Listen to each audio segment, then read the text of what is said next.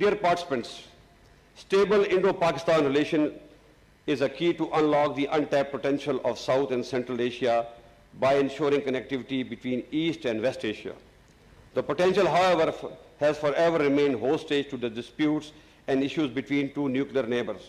The guests, diplomats, panelists, participants, ladies and gentlemen, Assalamu alaikum and good afternoon. It's my profound privilege and pleasure to address this august gathering of some of the best Pakistani and global minds. To gather for ideas is a very appropriate theme chosen by the organizers of this dialogue.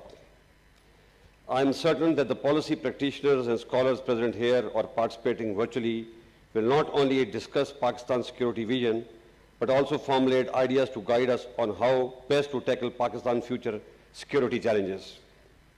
I would like to appreciate the National Security Division for identifying the need for Pakistan to have its own security dialogue. I commend the NSD and the Advisory Board for putting together the first iteration of this dialogue. I hope this trend of integrating intellectual input into policy making continues to grow. Ladies and gentlemen, it is almost universally acknowledged fact that the contemporary concept of national security is not only about protecting a country from internal and external threat, but also providing conducive environment in which aspirations of human security, national progress and development could be realized. Surely it is not solely a function of the armed forces anymore. National security in the age of globalization, information and connectivity has now become an all-encompassing notion wherein besides various elements of national power, global and regional environments also play a profound role. National security is thus multi-layered, outer layer being the exogenous factors of global and regional environment, and the inner layer being the endogenous factors of internal peace, stability, and developmental orientation.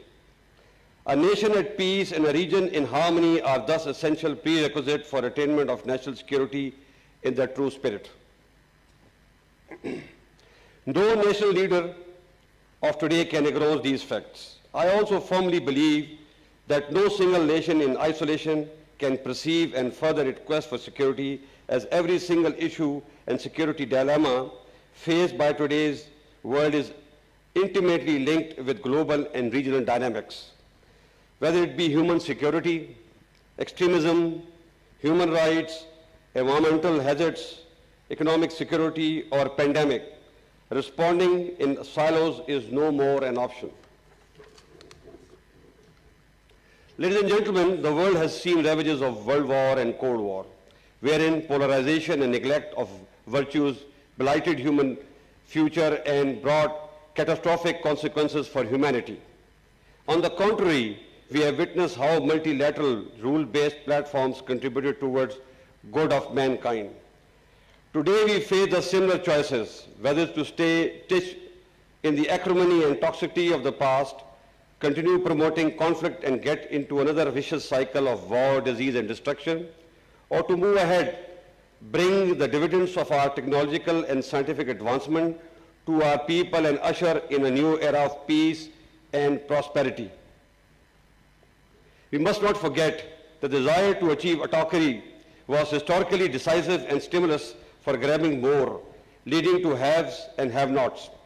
History has taught us that the way ahead has always been through an interconnected, interdependent, and collective sense of security.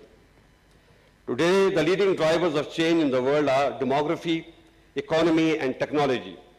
However, one issue which remains central to this concept is economic security and cooperation. Frayed relations between various power centers of global and various power centers of the globe and boomeranging of competing alliances can bring nothing but another stint of Cold War. It is naive to apply the failed solution of yesteryears to the challenges of today and tomorrow. It is important for the world that the leading global players must reach a stable equilibrium in their relations through convergence instead of divergence. In this environment, developing countries like Pakistan today faces multi-dimensional challenges which cannot be navigated single-handedly. Similar situation is confronted by other countries in our region as well. Therefore, we all require a multilateral global and regional approach and cooperation to overcome these challenges. Dear participants, you are well aware that South Asia is home to 1/4 of the world's population. However, despite tremendous human resource and potential, the unsettled disputes are dragging this region back to the swamps of poverty and underdevelopment.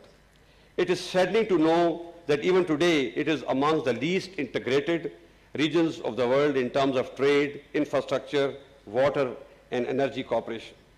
On top of it, despite being one of the most impoverished regions of the world, we end up spending a lot of our money on defense, which naturally comes at the expense of human development.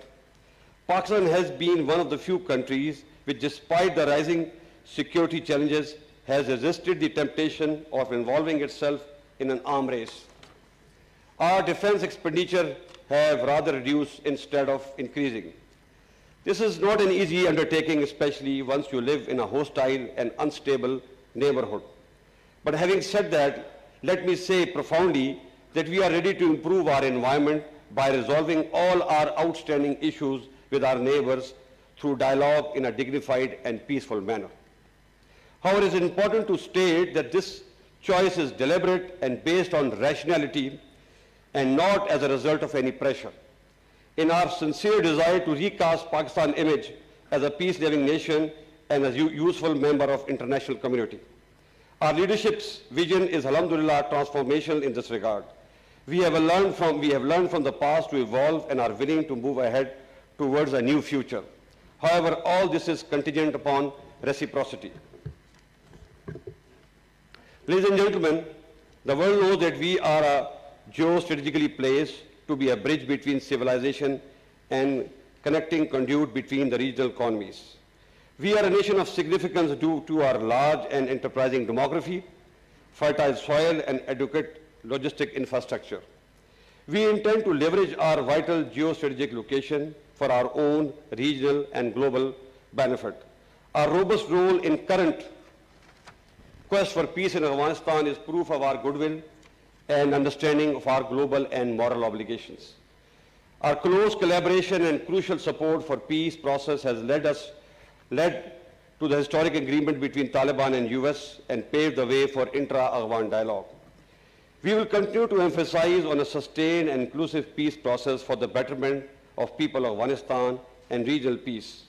Moreover, beside offering our all-out support to Afghanistan peace process, we have also undertaken unprecedented steps to enhance Afghanistan's trade and connectivity by re-energizing Afghan-Pakistan transit trade agreement and also providing access to Afghanistan to export her goods to India. Improving economic and trade environment along Pak-Afghan border by establishing border markets and development of infrastructure. Being part of energy and trade corridor binding Central, South and West Asia through land routes and inviting Afghanistan to be part of CPEC.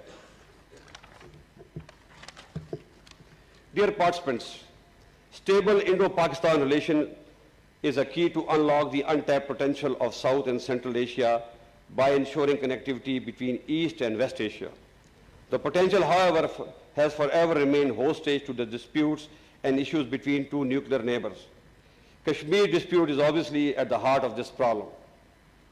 It is important to understand that without the resolution of Kashmir dispute through peaceful means, process of subcontinental rapprochement will always remain susceptible to derailment due to politically motivated bellicosity. However, we feel that it is time to bury the past and move forward. But for resumption of peaceful process or meaningful dialogue, our neighbor will have to create conducive environment, particularly in Indian-occupied Kashmir. Ladies and gentlemen, today we are a nation of 207 million with tremendous geo-economic potential. In order to carve a promising future for our people, it is important for us to embark upon a solid economic roadmap backed up by infrastructural development and regional integration. Our choices with respect to the same have been clear and explicit. This geo-economic vision is centered around 4 pillars. 1, moving towards a lasting and enduring peace within and outside. 2. Non-interference of any kind in the internal affairs of our neighboring and regional countries. 3. Boosting intra-regional trade and connectivity. 4. Bringing sustainable development and prosperity through establishment of investment and economic hubs within the region. Pakistan has been working towards all 4 aspects with unity of purpose and synchronization within the various components of national security. We had realized that unless our own house is in order, nothing could be expected from the outside. Now, after having overpowered the menace of terrorism and tide of extremism, we have begun to work towards sustainable development and improving economic condition of underdeveloped areas. Pakistan Army has contributed tremendously towards this national cause by rebuilding and mainstreaming some of the most neglected areas through massive development drives besides ensuring peace and security. Our long campaign against the tide of terrorism and extremism manifests our resolve and national will. We have come a long way, and yet we are a bit short of our final objective, but we are determined to stay the course. Dear participants, CPEC has been at the heart of our economic transformation plan, and we have left no quarter to declare its necessity for addressing our economic woes. Our sincere effort to make it inclusive, transparent, and attractive for all global and regional players with the aim of bringing its benefit to everyone. Let me also emphasize that while CPEC remains central to our vision, only seeing Pakistan through CPEC prism is also misleading.